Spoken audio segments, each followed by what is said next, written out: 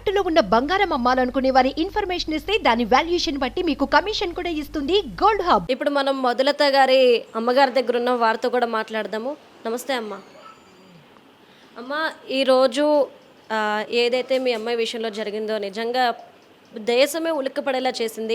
అసలు ఈ సంఘటన అంటే వారిద్దరి మధ్య ఇన్ని గొడవలు రావడానికి కారణం ఏమై ఉంటుంది? అసలు ఇప్పటి వరకు మీకు అమ్మాయి ఏమైనా చెప్పుకుందా తన బాధల గురించి? అత్తారింట్లో ఎలాంటి సమస్యలను ఎదుర్కొంటుందో మీతో ఎప్పుడైనా చెప్పుకుందా? చెప్పిందండి. డబ్బు కోసమే గొడవలు. అమ్మాయి జాబ్ చేస్తుంది, అమ్మాయి శాలరీ ఇస్తుంది. ఇట్లాగే 3 సంవత్సరాలు ఇచ్చింది. ఇంకా ఈ సంవత్సరం గొడవలతోటి బాబు పుట్టాడు, మా దగ్గర వచ్చింది. అప్పటి నుంచి ఉంది 10 నెలల దాకా గొడవలతో పంపలేదు అమ్మాయిని. ఇంకా అన్నీ నచ్చజెప్పి పిలుచుకెళ్ళాడు. చాలా గొడవలు పడ్డారులే. అవే డబ్బు ఇవ్వమని, ఇంకా తీసుకురమ్మని, కొంత కొట్టటము, గొడవలు పట్టడం అన్నీ జరిగాయి. జరిగిన తర్వాత బాగుంటాంలేమని చెప్పానంటే పంచాయతీ పెట్టాము. పంచాయతీలో మాట్లాడించి ఇంకా బాగుంటారని చెప్పి వాళ్ళ అక్క బావ వాళ్ళు చెప్పారు. ఇంకా బాగుంటారు, పంపించండి అన్నారు. సరే పంపుదాము. ఆ అమ్మాయి కూడా అమ్మ ఇలా ఉంది పరిస్థితి, అతను దుడుకుగా మీదికి వస్తున్నాడు, మరి ఎట్టుంటాడో ఏమో, వెళ్ళొద్దులేమ్మా అన్నాడు వాళ్ళ నాన్న. లేదు నేను చూసుకుంటాలే, అతనికి నేను నచ్చ చెప్పుకుంటాను, అలా నా మీదికి రాడులే అనింది అమ్మాయి. నేను చూసుకుంటాలే నాన్న, అంత నా మీదికి రాడు, ఇంతవరకు ఎప్పుడు రాలేదు, అతన్ని మార్చుకుంటానని చెప్పి వెళ్ళింది. వెళ్ళిన తర్వాత ఇట్లాగే 2 నెలలు అతను బయట పడాడు. అతని కోపం లోపల కుట్ర పెట్టుకున్నాడు. అమ్మాయి శాలరీ ఇవ్వలేదు, ఇన్నాళ్ళు నా దగ్గరికి రాలేదు అని చెప్పి పెట్టుకున్నాడు. వచ్చాక 2 నెలలు అలా ఉన్నాడు. 3వ నెలలో ఇట్లా గొడవ పెట్టుకున్నాడు. డబ్బు ఇవ్వు, ఇన్నాళ్ళు ఉంచుకున్నాడు, డబ్బు ఇవ్వు, నేను కారు కొనుక్కుంటాను అని చెప్పి అడిగాడు.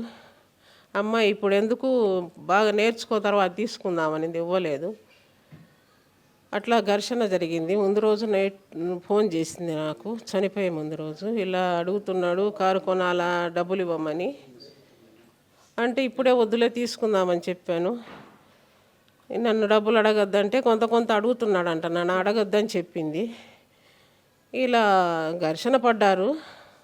ఊరికి వెళ్దామన్నాడు. వాళ్ళ ఊరికి మీ ఊరికి నేను రాను ఇప్పుడే, మీ నాన్నగారు ఏదేదో మాట్లాడాను, నన్ను బాధ పెట్టాడు, అక్కడికి ఇప్పుడు రాను, నేను మా ఊరికి వెళ్తాను, ఓట్లు ఉన్నాయి. అమ్మ, అంటే భర్త ఒక్కడే ఈ విధంగా ఆమెని హింసించేవాడా, లేదంటే అత్తమామల దగ్గర నుండి కూడా ఈమెకి ఏదైనా సపోర్ట్ దొరికేదా, లేదంటే వాళ్ళు కూడా ఏమైనా చిత్రహింసలకు గురి చేసేవారా? లేదు, ఈ చావులో వాళ్ళే సపోర్టు, చంపమని. ఆ అమ్మ నాన్న మాట లేకుండా అతను ఏమి చెయ్యడు. అతనే వాళ్ళ అమ్మ నాన్న సపోర్ట్ ఉంది, వాళ్ళ అక్క బావ సపోర్ట్ ఉంది. అమెరికాలో అక్క బావ ఉన్నారు. వాళ్ళ మాట లేనిది అతను ఏమి చెయ్యడు. వాళ్ళ మాట ఉంది. వాళ్ళను కూడా జైల్లో వేయాలి వాళ్ళ అమ్మ నాన్న. ఇంత హత్య చేసిన తర్వాత బాబుని తీసుకెళ్లి తన స్నేహితుడికి ఇచ్చేవాడు. బాబు బాధ్యతలంతా కూడా దగ్గరుండి నువ్వే చూసుకోవాలని చెప్పేసి అన్నాడని తెలుస్తుంది. ఎవరు చూసుకోమని తన స్నేహితుడి దగ్గరికి వెళ్ళి ఇదంతా చెప్పారు అని అంటున్నారు. అతనికి ఊరికే ఇచ్చాడు బాబు, అంతే. అక్కడ ఉంచలేడు కదా, ఒక్కడిని తీసుకుపోయి అక్కడ ఇచ్చాడు, సరెండర్ అయ్యాడు. అంతేగాని వాళ్ళెవరు చూస్తారు బాబుని? ఎవరికొరికి ఇవ్వాలి కాబట్టి ఇచ్చారు. ఆ స్టేషన్లో ఇచ్చాడు. ఇస్తే మా వాళ్ళు వెళ్ళి తీసుకొచ్చారు బాబుని, ఇచ్చాడు మాకు. అది వాళ్ళకి ఇవ్వరు కదా. మరి ఇంత జరుగుతున్న మొదలత వల్ల అత్త మామలు ఇప్పుడు ఏమంటున్నారు? అసలు ఈ కొడుకు చేసిన పనికి వారు ఏమైనా సమాధానం చెప్తున్నారా? వాళ్ళు మాతో అసలు ఫోన్లో మాట్లాడలేదు. అమ్మాయి చనిపోయాక వచ్చి చూడలేదు, బాబు ఎలా ఉన్నాడని చూడలేదు, ఫోను లేదు. కనీసం తెలిసిన వాళ్ళతో కూడా ఫోన్ చేసి కనుక్కోలేదు ఎలా ఉన్నారని. వాళ్ళు అసలు కలవలేదు. పైపెచ్చు అక్కడికి వెళ్ళి కొడుకుని ఇడిపించుకోవటానికి తిరుగుతున్నాడు అతను.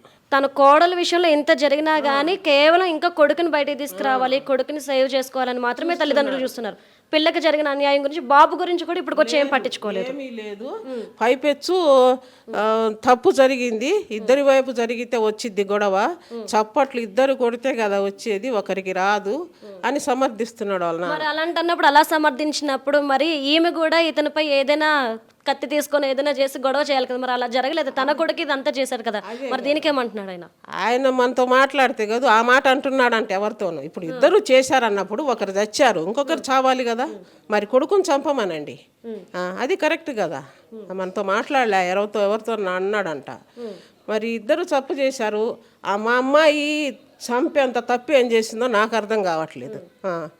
చిన్న చిన్న వాదనలే, ఆ డబ్బుల వాదనలే, డబ్బులు ఇవ్వలేదని అదొకటి. వాళ్ళు ఊరికి పోదామంటే అన్నాడంట అక్కడ, మా అమ్మాయి ఫంక్షన్ ఉంది వెళ్తాననిందంట, వెళ్ళొద్దు అని అన్నాడంట, గొడవ పెట్టుకున్నాడు. అది డబ్బులు ఇవ్వలేదని గొడవ. మరి ఇప్పుడు బాబు పరిస్థితి ఏంటమ్మా? ఇప్పుడు తండ్రి చూస్తే జైల్లో ఉన్నాడు, తల్లి చూస్తే లేదు. చిన్న వయసు పాలు తాగే వయసులో తల్లికి దూరమైన బాబు పరిస్థితి ఏంటి? ఎవరు తీసుకుంటారు మరి ఆ బాధ్యతలు? ఇంకా అదే కదా మా బాధ. చిన్న బాబు వాడు పాలు తాగట్లేదు, తల్లి మీద బెంగతోటి. వాళ్ళకి ఏం అర్థమవుతుందో అసలు పరిస్థితి.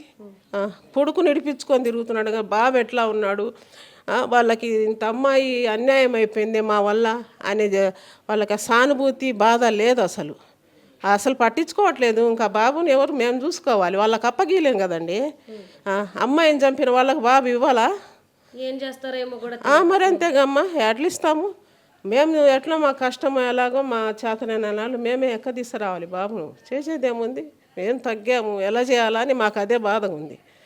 అమ్మాయి ఇప్పుడు మీరు ఒక తల్లిగా మీరు పడుతున్న బాధ నిజంగా ఇది ఎలా చెప్పాలో కూడా మాకు అర్థం కావట్లేదు. ఇలాంటి బాధ మరో తల్లికి రాకుండా ఉండాలి అంటే అసలు అతనికి ఎలాంటి శిక్ష పడాలని మీరు కోరుకుంటున్నారు? మీ కూతురికి జరిగిన అన్యాయానికి ఎలాంటి న్యాయం జరగాలనుకుంటున్నారు?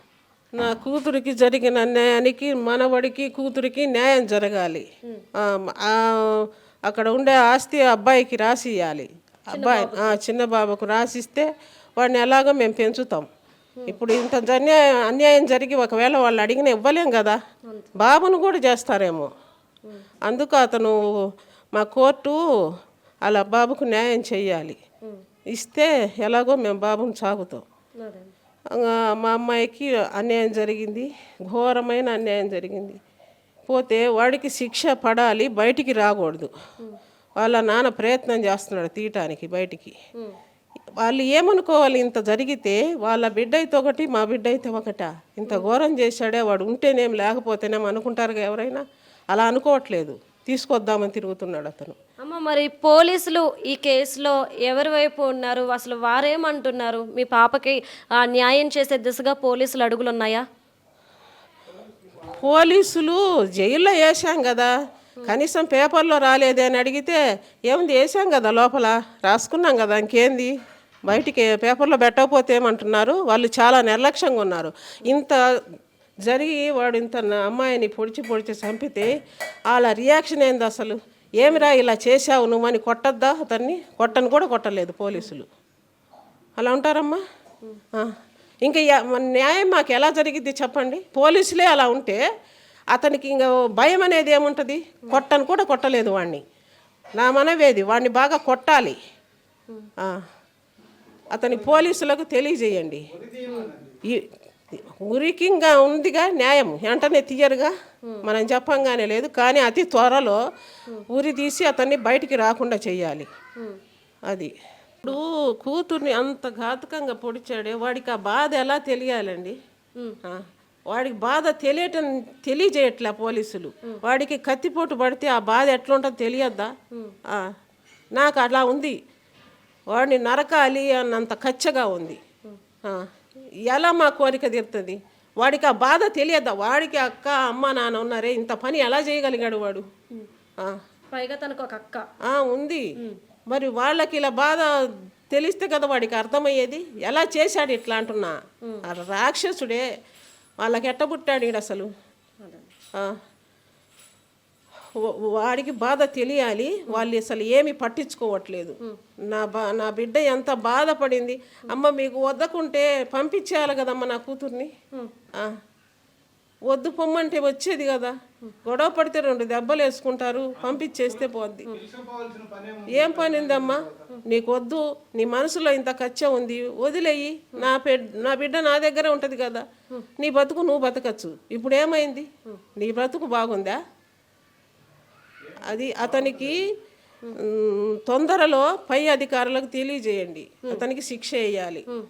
చాలా రోజు సంవత్సరాల కొద్దీ పొడిగియద్దు, మాకు ఓపికలు లేవు, మా బాధ అలా ఉంది.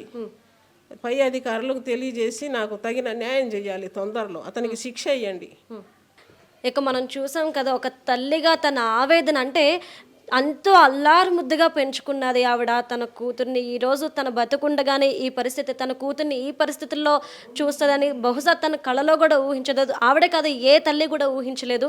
అలాంటి సంఘటన ప్రతి తల్లి కూడాను ఈరోజు బాధపడే విధంగా, పెళ్లి చేసి అత్తారింటికి పంపించిన తర్వాత కూడా ఏమో నా కూతురు ఇప్పుడు ఏ పరిస్థితుల్లో ఉందో అని అనుకునే విధంగా ఈరోజు ఈ ఘటన తెలియజేసింది. ఈ నేపథ్యంలో ఆవిడ కోరుకుంటుంది ఒకటే, పోలీసులు నిర్లక్ష్యంగా వ్యవహరిస్తున్నారు, తన కూతురికి న్యాయం జరిగే విధంగా వారి అడుగులు ఉండాలి, అలానే కోర్టు తన మనవడికి న్యాయం చేయాలి అని చెప్పేసి కూడా ఆవిడ కోరుకుంటున్నారు.